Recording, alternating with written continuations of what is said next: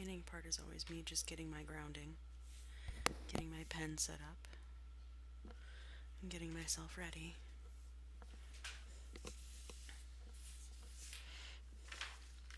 Hello, friends, and welcome to Algebra Fun Time. Today we're going to be talking about section 7.1, which is on radical expressions. It's going to be rad, man.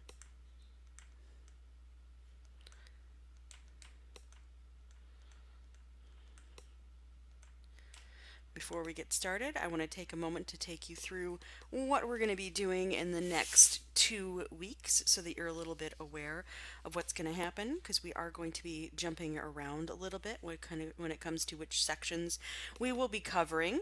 We're going to be going from, in case you didn't look at your syllabus, 7.1 to 7.2, and then we'll be doing 7.6 and 7.7. From there, we will jump to, and this will be in next week, 7.7 will be next Monday. Doo, doo, doo. And then we're going to finish it up with some Chapter 8 stuff. Now, the Chapter 8 stuff, I am going to be utilizing some technology to do some graphing. So just want to prepare yourselves that we're going to be using the Desmos app. Desmos. That's supposed to be an O. It looks like nothing. I always forget the eraser on this is different than the eraser on my pen. Yep. Which you can get on the iOS devices, your phone, if it's an Android, the iPhones, and on your computers through their web browser. So if you want to check it out early, we're going to be using that in chapters or sections or the chapter 8 stuff we're going to do, because this is the only stuff we do in chapter 8. So if you want to check that out, you definitely should. It's got some good stuff. All right, let's talk about some radicals.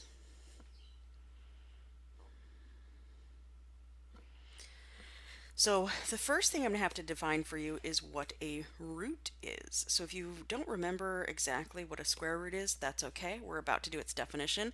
And you have to keep in mind that its definition is backwards. It's meant to do the opposite of what an exponent does.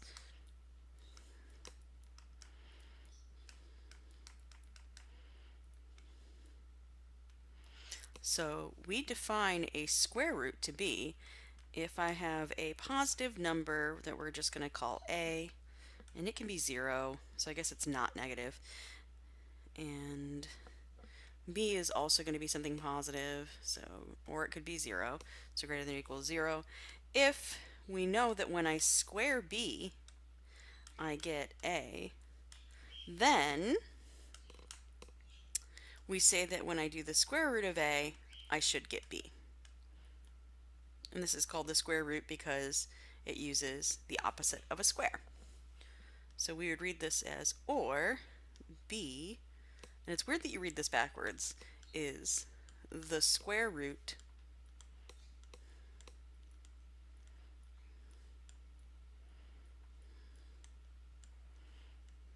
of a.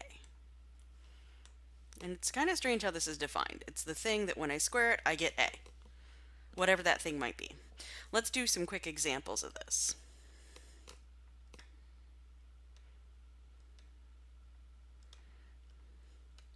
So you've probably used square roots before using your calculator, but this is just how that definition came about. So we know that the square root of 9 is 3 because when I square 3, I get 9. See how this is working?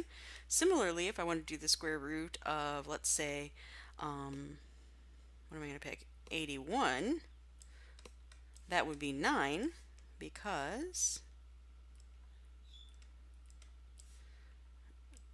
9, when you square it, you get 81. So you see how this is just working backwards? I hope so, because that's exactly what is happening here. Okay. So along with that, you can actually do any number root you want to. In particular, we're also going to start looking at what are called cube roots. So here's another definition for you. Oops, that's supposed to be a D.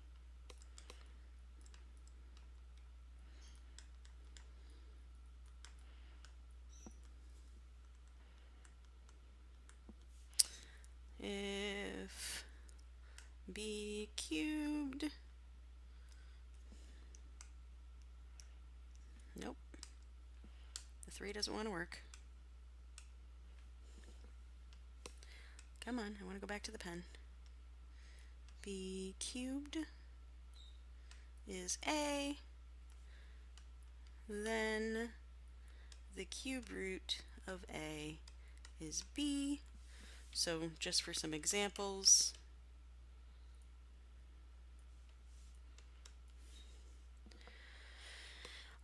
if I do the cube root of 8, that's 2, because when I cube 2, I get 8.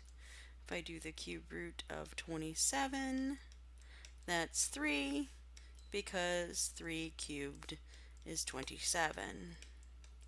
So with these two definitions, I'm hoping you notice that there's a big difference with this one from the last one. Very important thing to note. I didn't have to restrict what A and B could be. They didn't have to be positive. And this is something that's going to be true for cube roots. You can cube root negatives. Note, works for negatives too.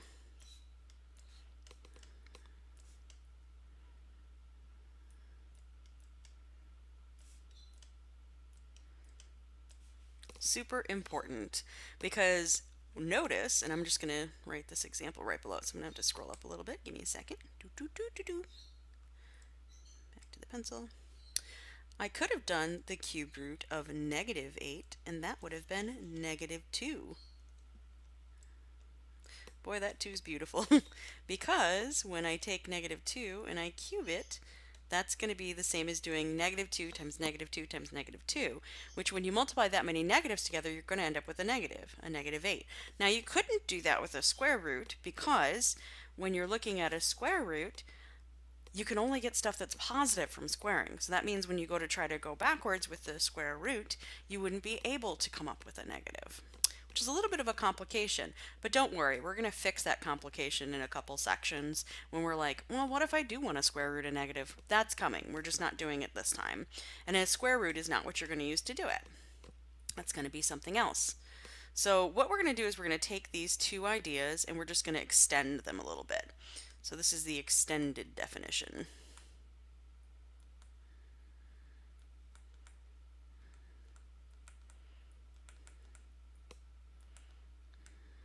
So it's just going to take those two ideas and I'm going to extend it a little bit. So first off, if, oops, sorry, my pen's messing up a little. There we go. If b to the n equals a, then the nth root of a is b. And then we're going to add two things to this. If n is odd, a and b can be any number by what we just described.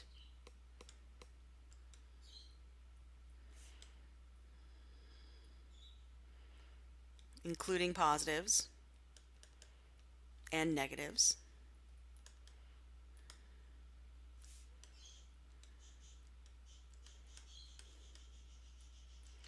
But if that power n is even, like 2, then a and b both have to be not negative. So they both have to be positive or 0. So there's like a restriction you get from even, and odd you can do it to anything. So note, no negatives for even roots.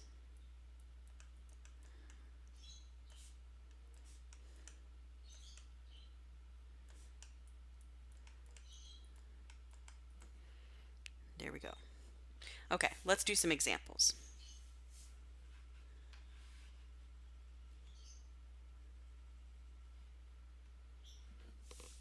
All right, so we're going to evaluate some roots using the idea of how we can simplify radicals.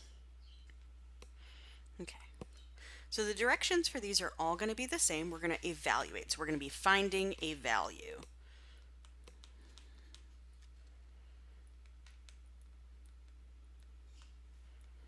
So we're we're going to evaluate the following.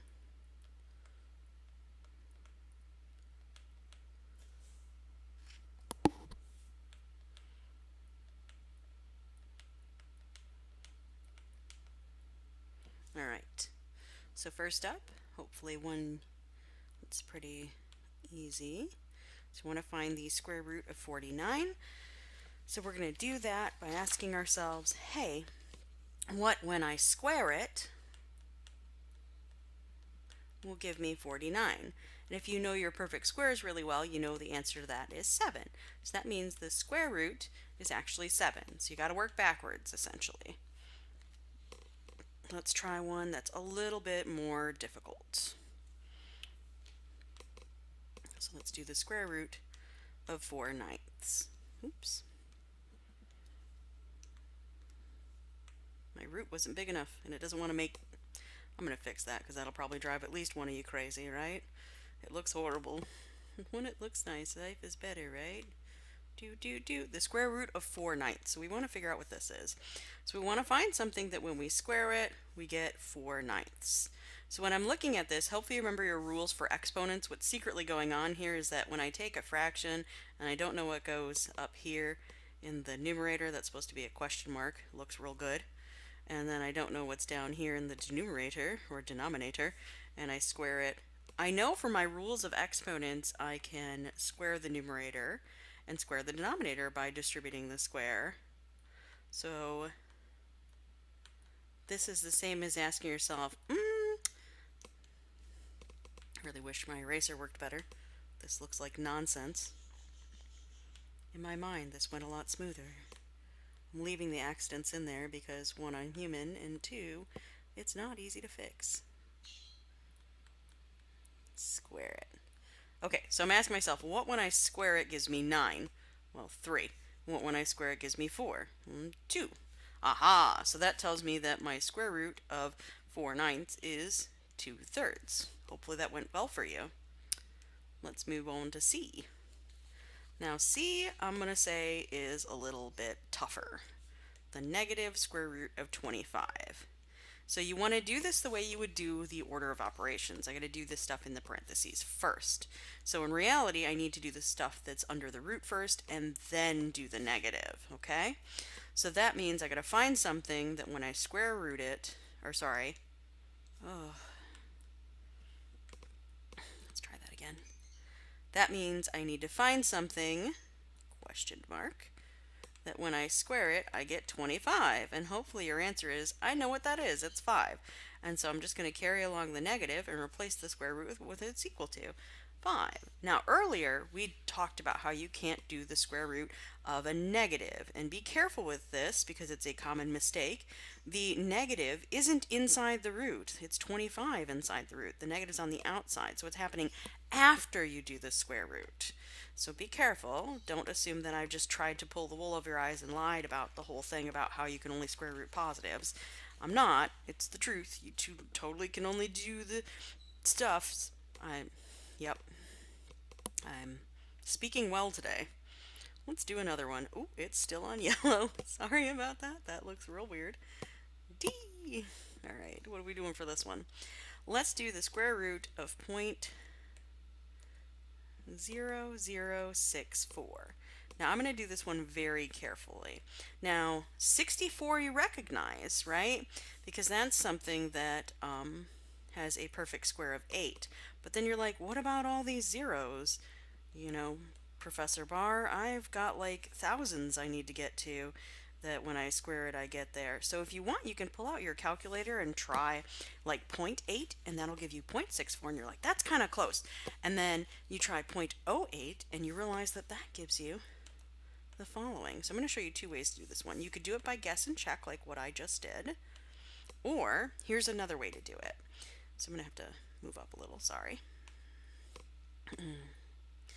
You could say, hey man, I don't really like decimals. So another way you can think of 0.0064 is you want to think of it as, so what place is this in? This is in the thousandths.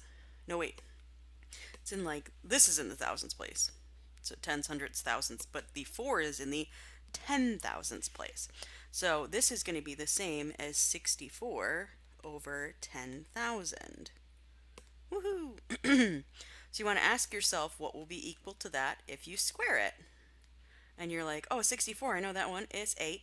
And then hopefully you know that when you square 100, you get 10,000. If not, you could check that and just do powers of 10 until you got it. And you're like, oh, it's 8 over 100, or 0.08. So you could have also written this as the fraction version. Woohoo! If you like fractions better, remember, fractions are your friends. Ta-da! Let's do two of them involving addition.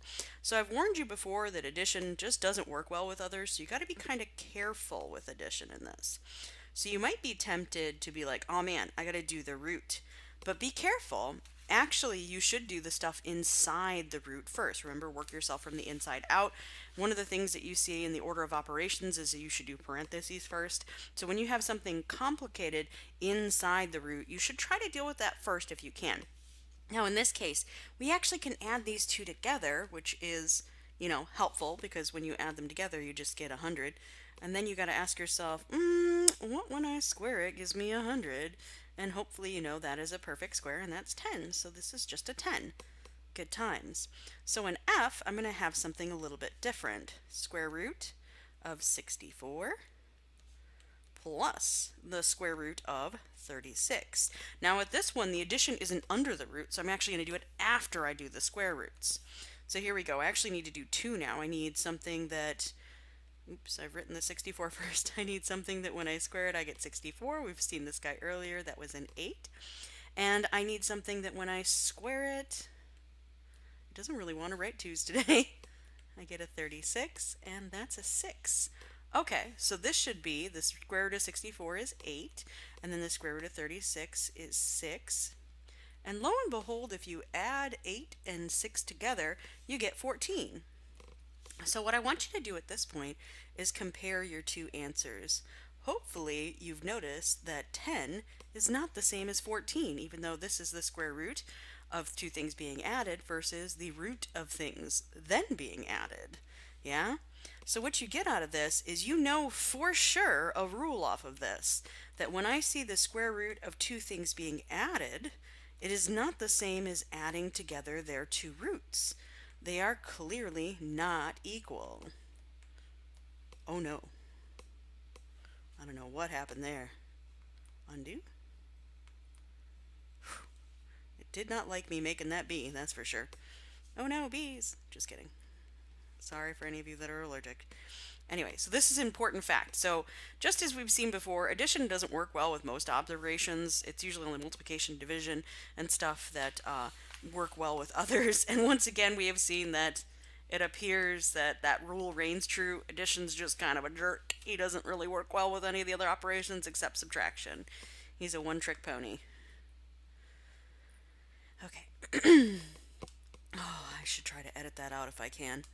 All right, let's think about radicals as functions.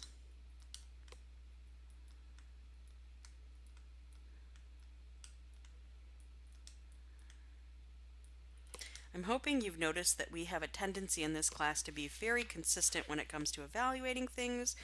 We have to make sure that we take care of the idea of functionitude since it is the most useful thing. So radicals can actually show up in many different places in functions. For example, they could be what makes up the entire function, like, oh look, it's just the square root of x, woohoo! Or it could be combined with some other operations, like, say I take the square root of x plus 3, yay! Or your root might be somewhere else, like maybe it's in the denominator. It really could show up anywhere. That was supposed to be a 2. Careful with that. But the big thing we have to be careful about is when considering this is we have to be careful about square roots, making sure that they are going to not interrupt our way of being radical. Man, that was supposed to be funnier than I delivered it. Ooh, who enjoys talking to themselves in the room by themselves? Anyway, let's do an example where we actually use function notation. So for this example, we are going to find the indicated values.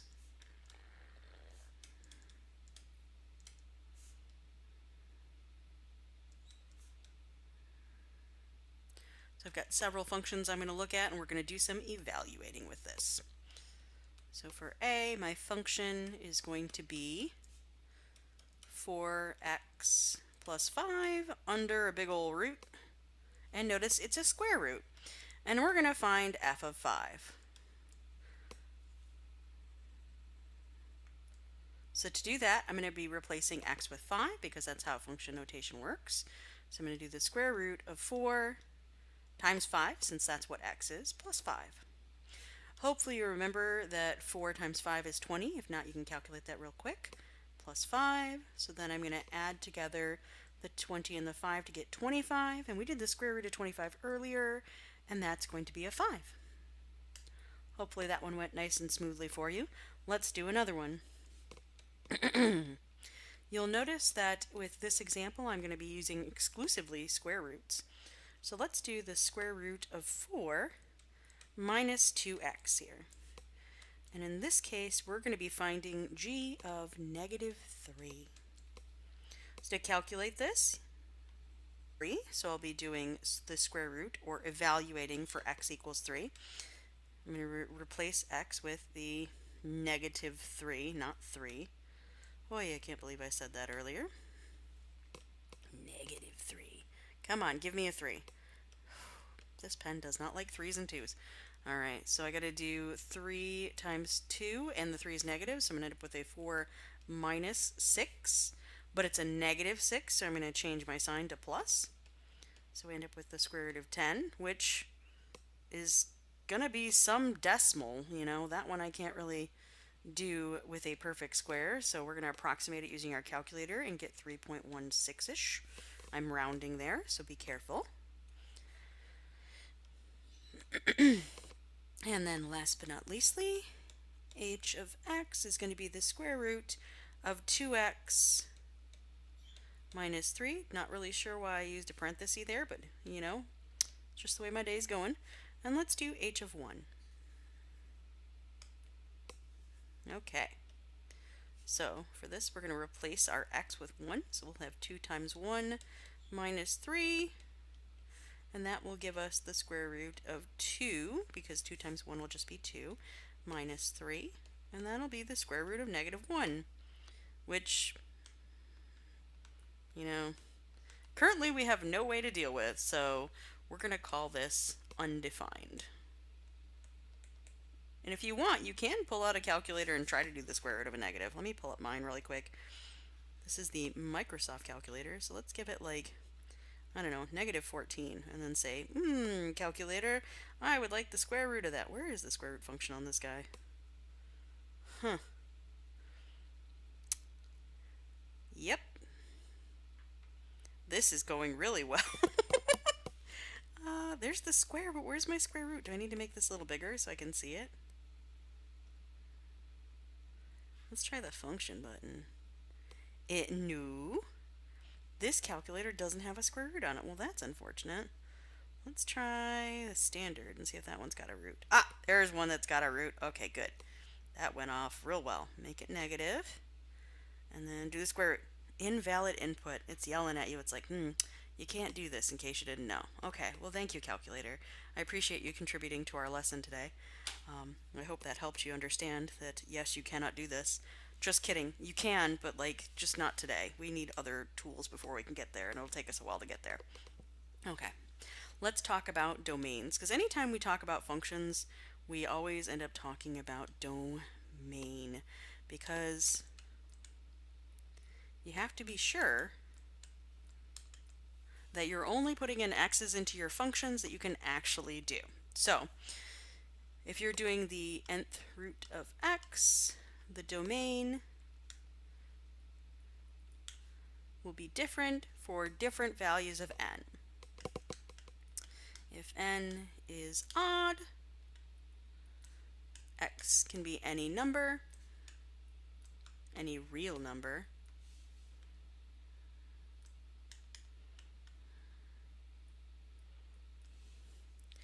And then if n is even,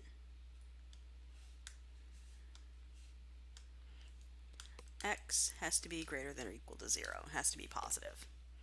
So keep in mind I wrote x here, but this really could be any expression under the root. Anything I put under there I could have to be careful with. And of course I'm looking at x being real.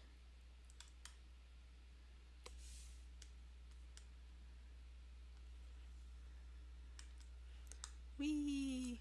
Get real, man.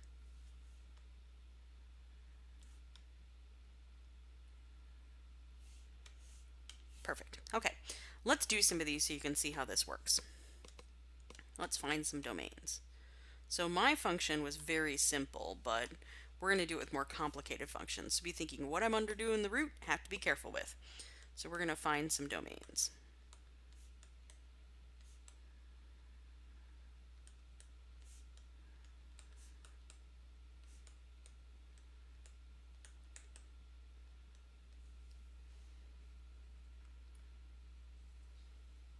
Need my little hand tool so I can move this up.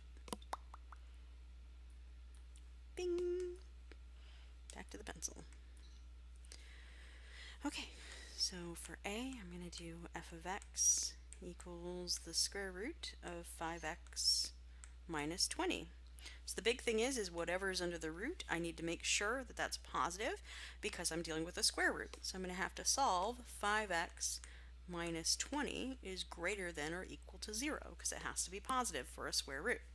So hopefully this looks familiar because we did solving inequalities about 6 weeks ago? No, wait, 4 weeks ago. It's been kind of recent. So I'm going to add 20 to both sides.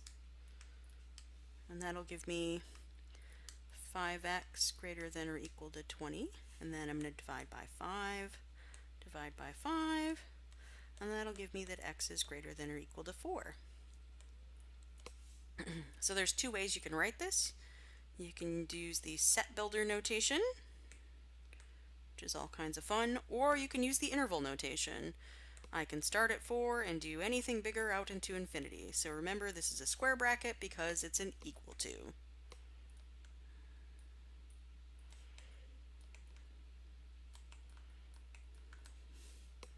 Beautiful. Okay, let's do another one. So since we're on our second example, this next one's going to look very similar. It's a good opportunity for you to practice.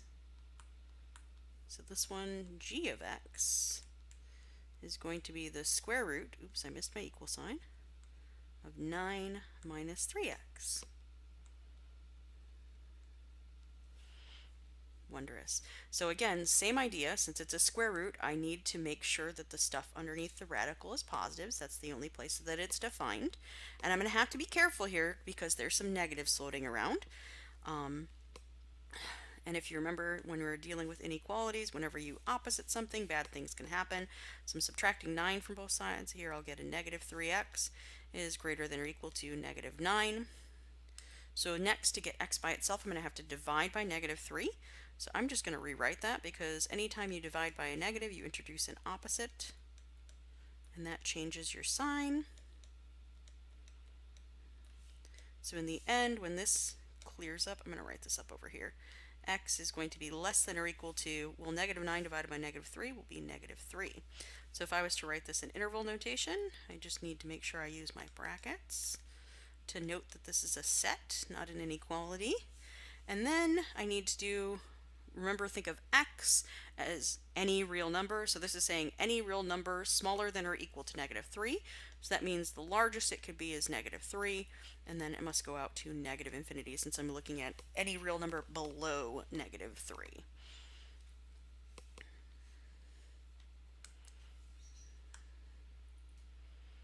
Moving on to C.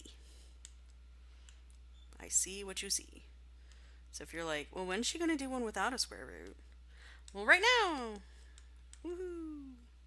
Okay, so cube root of x plus 7, these are going to be the ones you guys want to see. It's an odd root, which means any value of x is going to work. So the domain is simply all real numbers. Let's just pretend that didn't happen. Ignore that.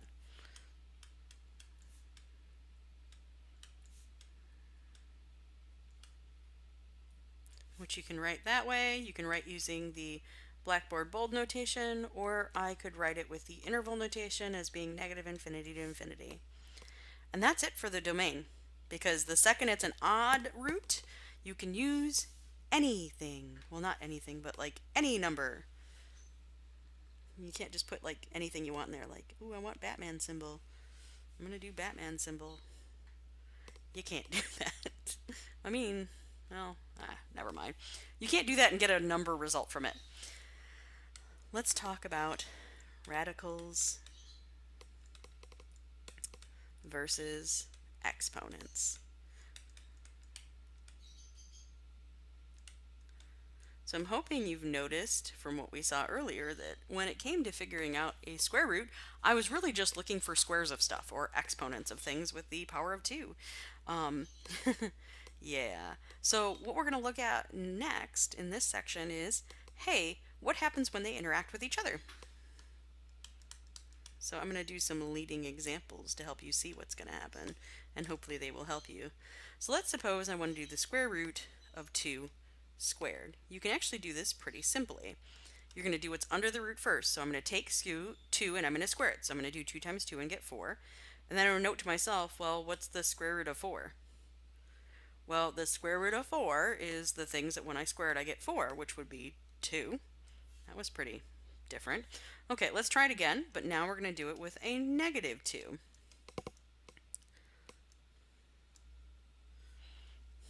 Hold on a second. Having some 2 issues. It's going real well. Square it. So notice, again, doing the stuff under the root first, which means I'm going to take negative 2 and square it. You're going to do negative 2 times negative 2. A negative times a negative is always a positive, so this is going to come out 4. You're going to do the square root of 4 and get 2. And this is interesting. So, and looking at this top one, the stuff that I was messing with, oh, it came out the same. But with this one, like, it came out positive. So when you combine these two ideas, what you get is that if you do the square root of something squared, you always end up with the positive version, or the absolute value. Let's try this same trick, but with cubes. So if I do the cube root of 2 cubed, I'm going to cube 2 first, and then do the cube root. So 2 cubed is going to be 2 times 2 times 2, which is 8. And then I ask myself, what, when I put it to the third power, will give me 8? Well, that's 2. That was kind of... The positive ones are uninteresting. They always work. Let's try it with a negative 2. Woohoo! Now, hopefully you recognize this as something we did earlier, because we did do... oh, no, wait. Did we do negative 8 earlier? I think we did. Anyway, so negative 2 cubed is going to be negative 2 times negative 2 times negative 2. When you do the first 2's together to get a positive 4, multiply it by a negative 2 to get that last 2 in there, and that's going to give you a whopping negative 8. And then you ask yourself, what would I multiply it by itself 3 times will give me negative 8? Well, it's negative 2. So for this one, you'll notice that the thing I put into the cube comes out the same for both the negative and positive version, which means that when I do this with a cube, I get the original back, regardless of sign. So it doesn't force positivity on you like the square root does. And this has to do with the domain. The domain of an even power has to have something positive in it. So of course it can only output positives. And the cubes or odd roots, that's not going to be true. So let's summarize this. What we've observed. So, notice this was supposed to be in black, so that's kind of fun, but you know, I like the pink, it's nice and bright and noticeable, that if I do n even, the nth root of a to the n will be the absolute value of a. If n is odd, then the nth root of a to the n will just be a back. So that means we can see how these interact with each other when I start combining them. So we're going to do some simplifying using combined roots like this. Let's do some examples where I've got roots and exponents interacting with each other and seeing what happens. and seeing what happens.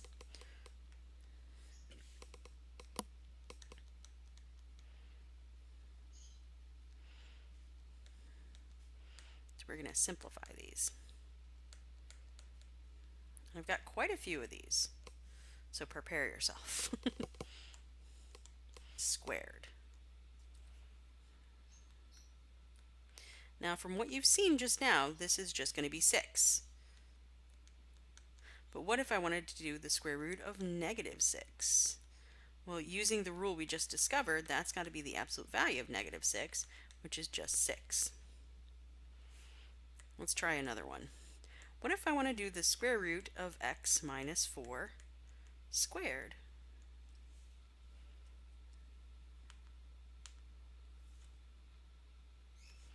That's just going to be the absolute value of x minus 4. Yay! Okay, let's look at a more complicated one. Let's say I want to do the square root of 81x to the 8th power. Now, you're going to have to ask yourself, what is this going to be? It's going to be something that when I square it, I get 81, so I'm going to need a 9, and something that when I square it, I get x to the 4th. So I'm going to write this off to the side. I want something that when I square it, I get x to the 4th. I'm going to put a question mark here. Or it's going to come out like a 2 because I said the right thing and wrote the wrong thing. Hopefully you remember, boy, my question marks do look like 2s, that when you do a power to a power, that means, and this needs to be an 8. I need to redo this whole part. Hold on.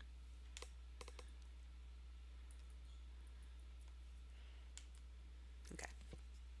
So I need something that when I square it, I get x to the 8th power.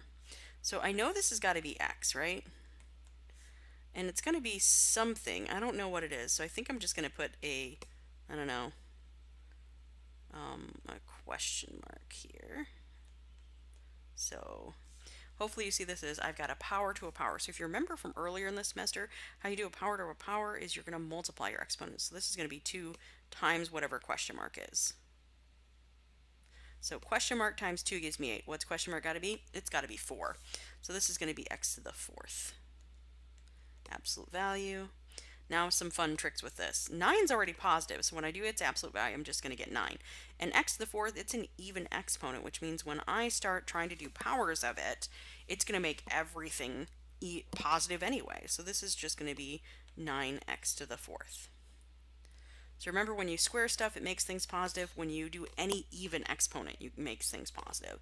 So I can just get away with dropping the absolute value entirely because it'll end up being positive. Let's look at some more of these so we can get this simplified. Ooh, I like this one.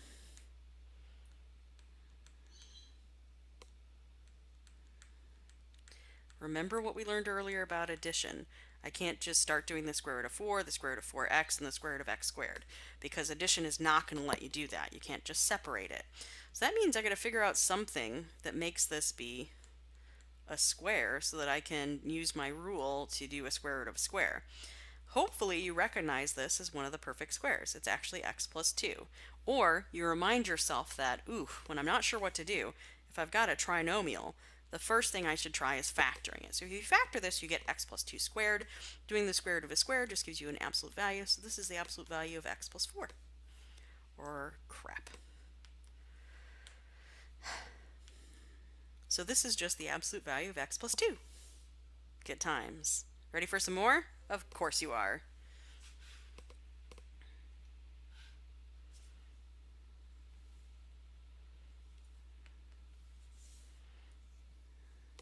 I think I'm going to get a new page though, so let's do a new page. I'm going to write my directions again. My directions for this are very, very simplistic. It's just simplify.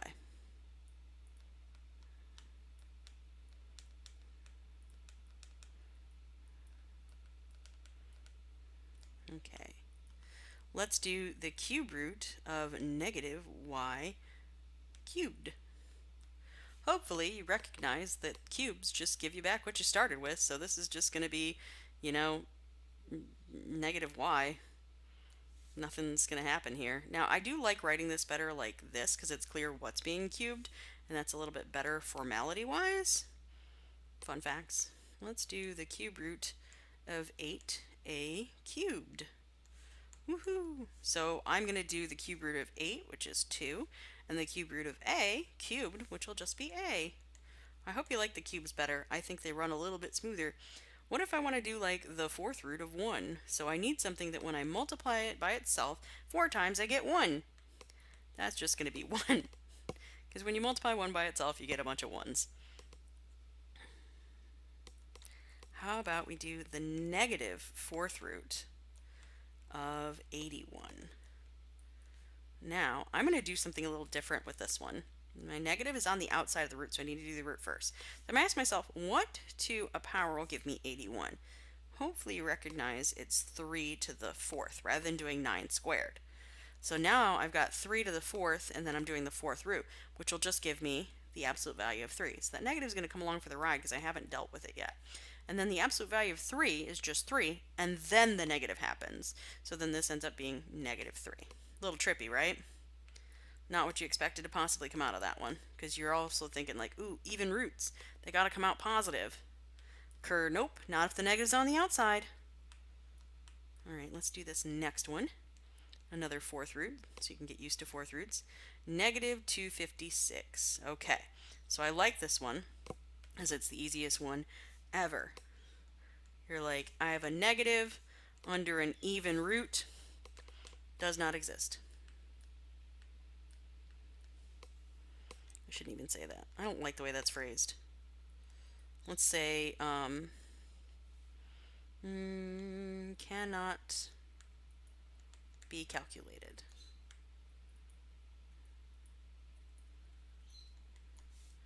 Outside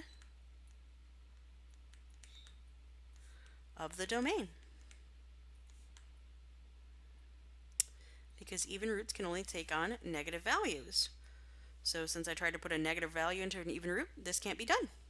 Hope you liked that one. Seemed kind of easy, didn't it? I, for some reason, want to skip F and go to G. Guess that's happening today. Let's do the fourth root of x minus 2 to the fourth. All right, so I've got root and exponent are the same, which means I'm just going to get the absolute value of this.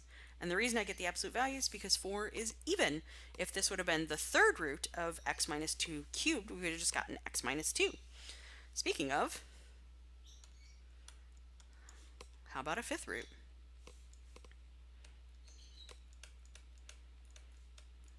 Haha, so this one's, I'm ending on one that's very similar to the one above it, but except for it's an odd root, which means I just get back what's on the inside, and that's all. Now, don't make the mistake of seeing something like this and thinking, oh man, I gotta multiply it by itself 5 times. Ask yourself, do these match? If they do, you're just gonna get back that original function. All right, so that's our start for rational expressions and dealing with radicals.